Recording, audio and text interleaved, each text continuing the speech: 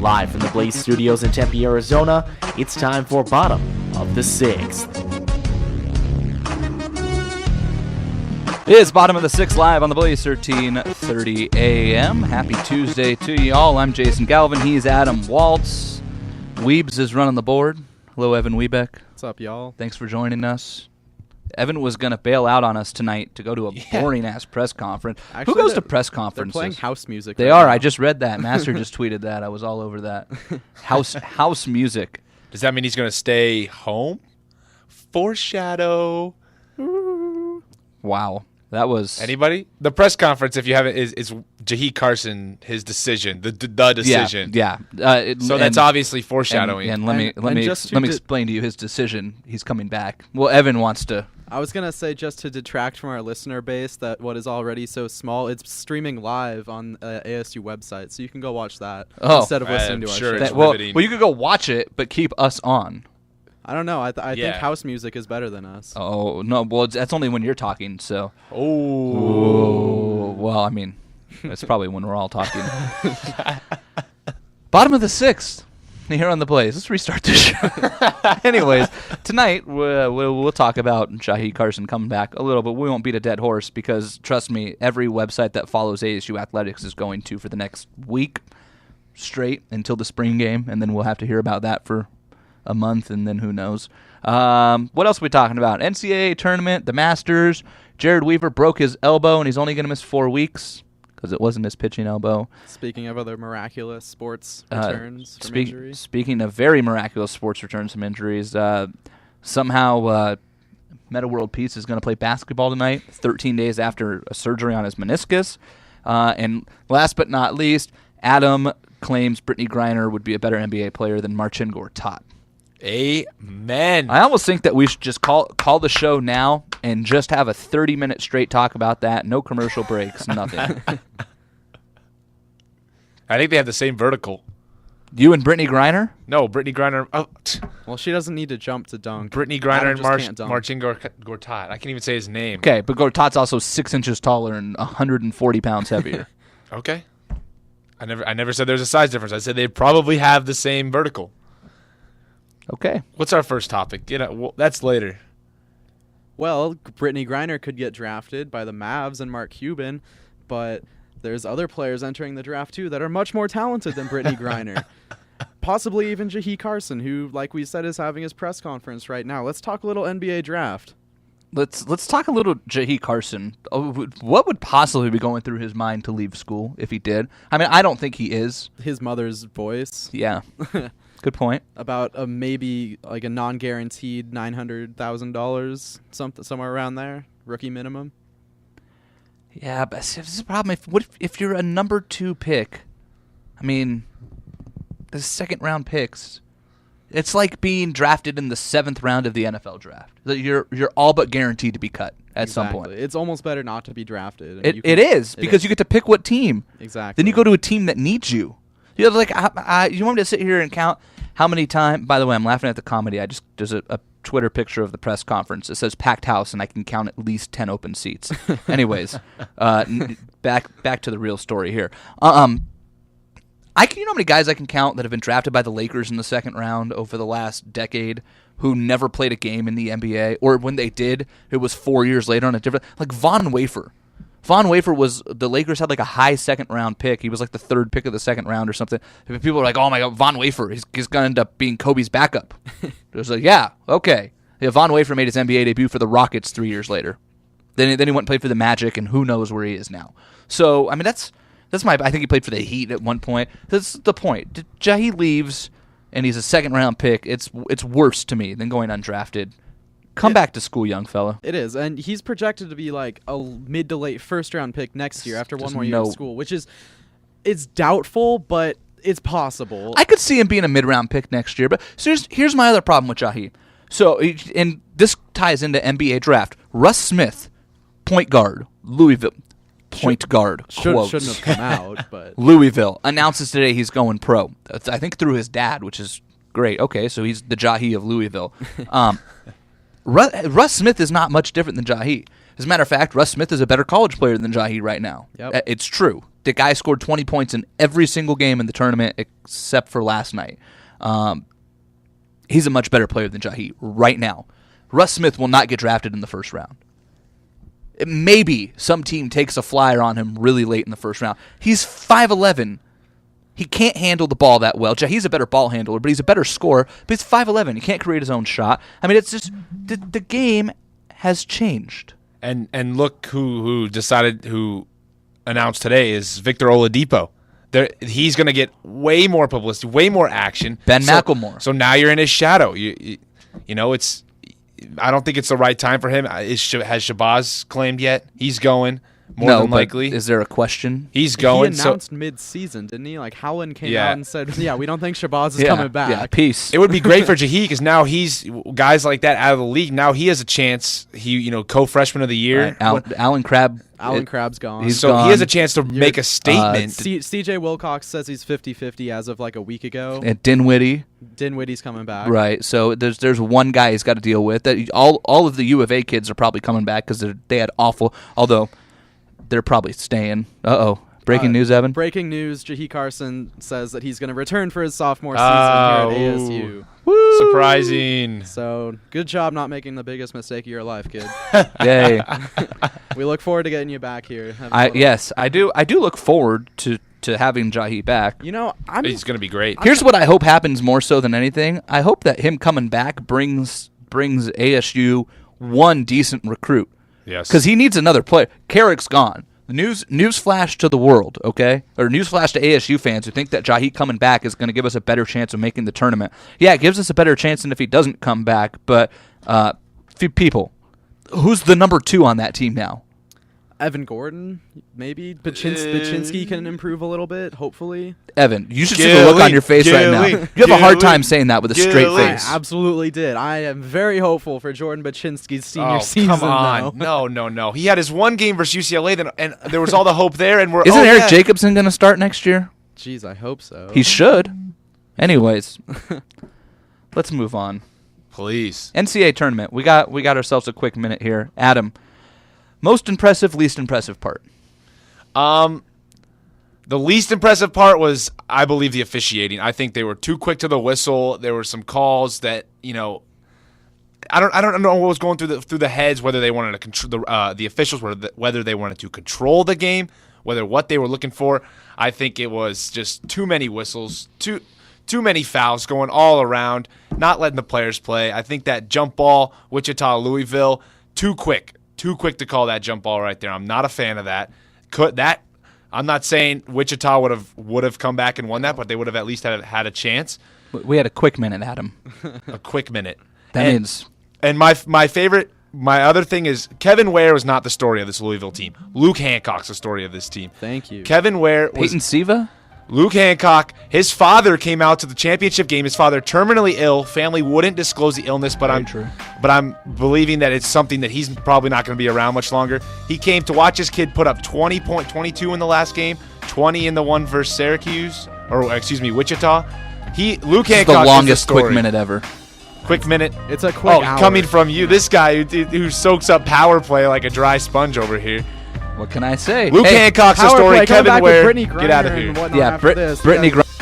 And you're on. Welcome back to the Blaze, 13:30 a.m. Bottom of the sixth. Jason Galvin, Evan Webeck, and Adam Waltz, who's on his phone and was ceremoniously cut off in the last segment. It's a brutal life here. It is I a can't brutal believe life. it's the first time I've done that this year. Though. I know. I'm stunned. You know what? I'm also not. What's that? What does that mean? What I'm not stunned about is that apparently, for those of you listening at home, if you were wondering why we had some dead air in and out, is because I was letting Evan have his time to shine, and then Evan wasn't.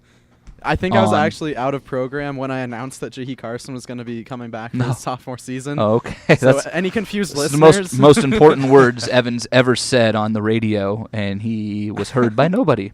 Well, he was heard by me and Adam. Anyways, second segment, bottom of the sixth. By the way, since I didn't get to mention this, most impressive part of the NCAA tournament to me was the championship game. That's the first championship game that I can remember watching in my lifetime. And I'm not saying there haven't been good games. Like Butler Duke was a really good game to watch, like fun, but it wasn't a good basketball game. Last night was a phenomenal basketball game. Like I enjoyed watching that game. That doesn't happen very often for me with college basketball. Speaking of college basketball and things that I enjoy watching, I really like watching Brittany Griner dunk on people. But Adam, please explain to me why in the... I mean, you could spend all the time you want on this one. I'm going to sit back and listen. Huh? You really think she's playing in the NBA? You know, do you really... Honestly, no, real quick. Here's my first question. Do you really think she could play at Grand Canyon University? No. On the men's team? Thank you. Grand Canyon? Thank you. Grand Canyon, possibly. I was watching her... As what, the 12th woman? I was watching her interview later today, and, you know, she told the reporter, she said, I'm going to go to the WNBA first. That's where she's going to start, but she hasn't ruled it out. I think if it's ever going to happen, she's the one to do it. She's just the size is going to get her there, but the biggest difference that people don't understand, it's not the physicality of the game. It's the speed of the game. It's how it is. I don't want to say that she can't get to that speed. It's the physicality too. But it's a different pace. She's what, 6'8", 175, something Yeah. like that? Yeah. That doesn't happen in the... No, she's Corey Brewer. Like now why see now that I've given you a comparison, like somebody take a step back and think about that right now. Brittany Griner is Corey Brewer, but half as athletic. And she has to use post moves rather than Right. have a jump shot. Well, because she has no That's jump all shot. she's done in college. She has no jump shot, and she's not anywhere close to as athletic as anybody. JJ Redick's more athletic than Brittany Griner. Sorry, it's true. It is. Somebody tell me that's not true. I'll give it to you. Okay, so now think of Corey Brewer, but can't shoot, isn't athletic, has to back people down. So Brittany Griner is a high school player. Honestly, I think she could succeed in men's college basketball at a lower level school, Like an NAIA school? like low D1 school. No way. I honestly Sorry, think that she Evan. could. It's just a she different. could It's a average, different game. she That's could, the thing. She could that, average 6 and 6, I think.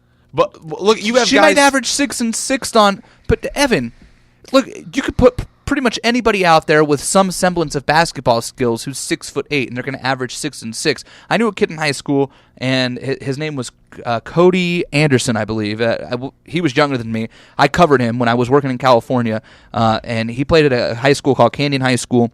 He was 6'10", 245, got a full ride to Montana.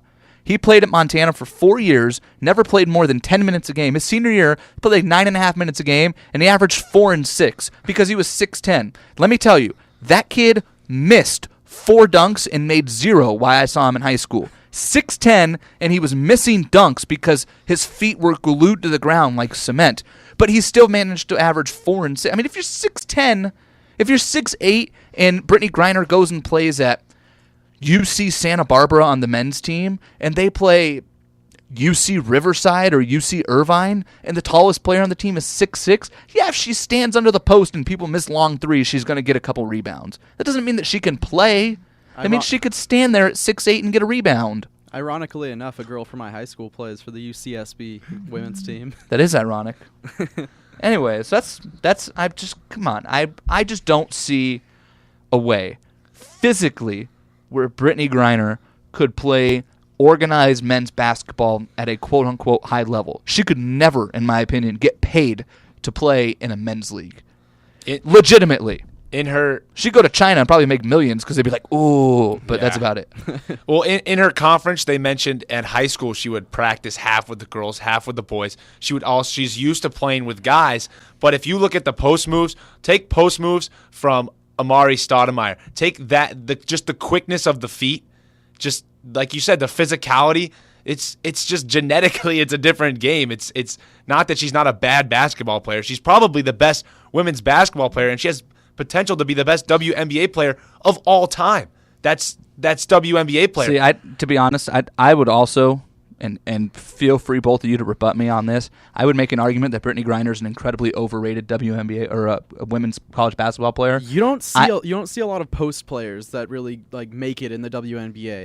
I would be willing to bet that she will be a flop based on what we're all expecting in the WNBA. That's not saying that she's not going to start all-star games and maybe win a championship or an MVP, but she's not going to go out there and revolutionize the game. People thought Candace Parker was going to do that, and Candace Parker's just good. Mm-hmm. That's fine. She's good. She's not Lisa Leslie. She's not Shamika Holdsqua. She's good. Diana Taurasi is a better player than Candace Parker is in the WNBA. And there's no argument Candace Parker was the better college player. Candace Parker was the best women's college basketball player I'd ever seen until Brittany Griner came along because she's just bigger and more athletic than everybody else. I mean, Cheryl Miller, to me, is still the greatest women's basketball player of all time. Have you ever seen anything she did at USC? It's ridiculous. She might have been better than her brother. Legitimately. Reggie said several times that she could beat him one-on-one. Yeah. So that should tell you something. Reggie Miller's in the Hall of Fame. So without a jump shot, she's got no shot. Okay, there are other tall women in the WNBA. They might not be 6'8". I mean, I'm sure there are even that. But there are Lauren Jackson. Evan, help me out here. Is she like 6'6", like 195? As much as I love my Seattle sports teams, I'm not a Storm guy. Oh Evan, I figured you'd be all over that. Lauren she's pretty big. I mean, I know what she does. I know what she's capable of. Her and Sue Bird are like one of the best combos the WNBA's ever seen. Yeah, absolutely. But I don't have a lot of inside info on Lauren Jackson for you, Jason. I just know that she's pretty, she's not, Brittany Griner's not just going to back Lauren Jackson down. She's not going to back Candace Parker down. She's not going to, Lisa Leslie come out of retirement right now, and Brittany Griner's not just going to back her down every time down the court, turn around and get layups. She's not going to get up and under reverse dunks like she did in the first round of the NCAA tournament game when she might as well have been playing against my 6-year-old cousin. I mean, it's just not going to happen. I'm making an argument all day that she will never at any point be the single best player in the WNBA is my prediction. You don't think so? You can become a really dominant post player and not be considered the best player. True. I think she is going to be a very dominant force down low. I do too. For any team she plays for, but she's never going to average what everybody thinks she's going to average. She's Tyson Chandler to me. She's going to be the best defensive player the WNBA has ever seen. I believe that. She's going to go for 15 or 20 rebounds a night and 6 or 7 blocks, and she might win an MVP just off of that. But I'm telling you right now, she's not getting more. I bet if you take away all of her putbacks and all of her easy layups from people collapsing on shooters, from straight post moves or her creating offense, she will average less than 8 points a game on those. She might be over 10 on putbacks and stuff, but she's not creating herself 10 points a game. But you don't see her be workable. You don't see she's workable. The coach, maybe not right out of college. She's not.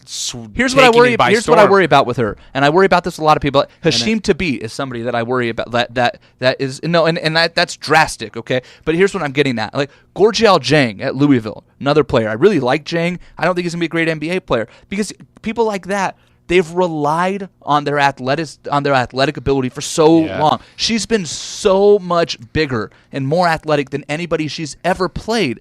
And then like Hashim Thabit was always so much bigger than anybody ever played, and they got to the NBA, and it was like, oh crap, there's 6 guys on my team who are my size. Look at Beasley. I think it was you who told me, Michael Beasley. He's remarkably just athletic and talented, but has he put in the work? No. And that showed. If she's really I don't know, and I don't know anything about her work ethic or how moldable she is. If she's super moldable and super coachable, then she could be spectacular. But I don't have that answer. I don't know Brittany Griner.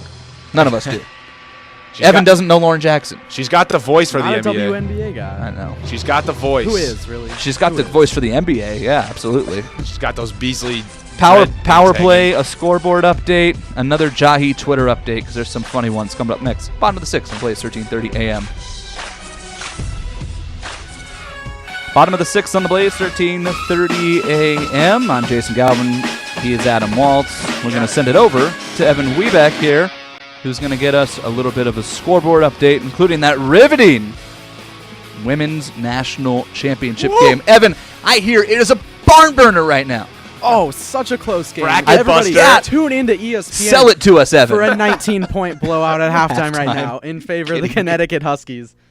Looking for what's this going to be, like their 60th NCAA championship now? 58th, I think. 58th. Hey, the irony here is, anybody know the only school that's ever won the men's and women's championship in the same year? Is UConn. 2004 UConn Huskies, and they're making sure it doesn't happen again. Louisville's going for that tonight. It doesn't look like it's going to happen, but hey, it's a good thing the Louisville men's team got sent back home, right? Yeah, I didn't have to watch this garbage game right now.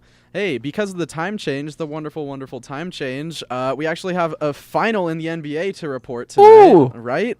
The Pacers beat the Cavs 99-94. They were down like 5 at halftime. Looked like they could be upset. No, don't think so. Division champion Pacers. Yes, 49 win Pacers right now. Knicks are putting on a show at home against the Wizards. They've got 120 points with a minute 47 to go. They could maybe hit 130, you never know. Also a final, the Heat get their 61st win of the year against the Bucks, 94-83 in Miami. Raptors beating up on the Bulls right now, 84-68. Rudy Gay's got 19 points in that game. Let's see. Grizzlies got a close one. Actual barn burner against the Bobcats with about 11 minutes to go in the fourth quarter. Now it's updating and they're up 7. Not so much of a barn burner anymore. Thanks, ESPN. Phoenix and Houston. That's your barn burner. Oh, let's get to that then, huh? Right? 78-74. Not bad going into the fourth quarter. It could be a 100-point game for each team, right? 26 from the Suns. That's what the Suns are striving for these days. Yeah, might as well. I'm going to ignore this conversation. You got to take the little victories when you're the Suns. In baseball, you got Yankees beating up on the Indians right now. 14-1. Game just finished up. That's an ugly game for the Indians. They had some high hopes for this season. Not going so well. They're 3-5 right now. Not going so hot. Jason's Dodgers getting beat up on by the Padres. Let's not talk about that next. Let's go into a little depth on that. Hey, Juan Uribe has a home run. He does. Got take the little victories. This is his only hit of the season so far. Congratulations. Anyways, the 1-5 Padres are beating the Dodgers 9-3 right now. Look, the Dodgers had given up 6 runs through 6 games. They're allowed to have a bad one. All right, later tonight, my Mariners taking on the Astros, looking to get above 500 again after, they were above 500 at one point. Division champ. It's going to be the story of your season. Seattle Mariners, 2013 AL West Division champs because they get to play power play, Evan. Man, I thought some of the stuff I said was ridiculous. The scoreboard segment is going downhill quickly. Yeah, maybe we should just cut that. All right. Anyways. Hey, real quick. You said the Pacers won their 49th game today? 49. Isn't it pathetic that the Pacers have already clinched the division and they just got their 49th game, and the Clippers are about to get a 5 seed with 51? The East is awful. I didn't realize it was that bad. Anyway, the East. Next. All right. Masters are coming up because everybody cares about golf. Let's hear some predictions. Roger Federer. That's what is this insulting about tennis? Okay. I'm going to go Tiger Woods, and here's why. He's due, and he's playing really well, and he looks healthy and happy, which is something nobody's said about Tiger Woods in a long, long time. His swing looks fluid. He doesn't look worn out on the 3rd and 4th days of tournaments. He got the whole Lindsey Vonn thing off his back. He looks like he's happy in a relationship. He's got his life together. And let me tell you, 75% of the old Tiger Woods, as long as he's 100% mentally and physically committed, is better than any golfer in the history of golf. So if Tiger Woods is 75% of what he used to be, he's winning the Masters this weekend. I think this is the statement weekend for Tiger Woods, that it's not over. There's still time in the career. People talking about Tiger Woods is done. He's hurt and he's mentally not there. Guys, it's golf. People are good at golf into their 70s. Like Tom Watson almost won the British Open 2 years ago. He was like 68. I don't think it's going to be Tiger. I think it's a second shot course. You got to be good off the irons. Greens are really fast and hard. I think Bubba has a really good chance of repeating. I just don't see. I want to say that there's a definite guy, but I think it comes down to putting at the end of the day. I don't see why Mickelson can't make a run. Mickelson, Bubba, hey, throw on something out. Can you give me a definitive answer to this one? I'm going Bubba Watson. I think Bubba Watson's going to be the most solid player. Golf expert, insider opinion picks Bubba Watson to repeat at the Masters. Evan, hey, it's breaking news. Last 17 major tournaments, 16 different winners. Only one guy has won more than one major over the last 17. And it's about to be 2 with Bubba Watson. Bubba Watson calling it right Jinx, now. break the streak. Okay. Evan, I think he's got it. Now that we've covered Adam Waltz's area of expertise, the golf game. Why do I get hated on for golf, and he's talking about Seattle over here? Are they going to win? Next. Let's move on to two questions Jason Rafael Nadal can win so he can have his 30 seconds of fame. Meta World Peace is coming back, 12 days after getting surgery? 13, yeah. 13, and he's going to play basketball. In a game. In a game. Yeah, not on his Xbox. So after Adrian Peterson comes back 8 months after recovering from an ACL MCL injury, what's more impressive? It's got to be Meta. I mean, just to come back. Now, I'm not saying that Meta's going to go and, be Michael Jordan like Adrian Peterson was Walter Payton after he came back. Okay, but are you kidding me? 12. He had surgery 12 and a half days ago to be almost 13. He's coming back. A meniscus is a pretty serious injury in your knee to tear your meniscus, and to come back that soon, like even if he's semi-serviceable, to me that's more impressive. If they told him he'd be out a minimum of 6 weeks, if they told AP he'd be out 9 to 12 months, he came back in 8. Okay, that's not 6 weeks to 12 days. To me, it's unbelievable that he's running and the lateral quickness that you need to play basketball. It's not just straight line speed either. It's not as impressive as AP. I think you need to check Meta World Peace's urine. There is no way you should be back 12 days. Somebody needs to check what he's been taking to get him back. It wasn't as impressive, I but think we if need to check his urine because Jason has a similar knee injury right now that he keeps moaning about. If he needs to take some of that, we're going to get him back on the court. It's been 14 days for me, and I'm still hurt. Look at what Bottom AP line, did. Neither of you can dunk. Look at what AP True. did. How many yards shy was he of breaking the record? It's unbelievable. Didn't I preface that with I'm not saying Meta World Peace is going to come back and break any records?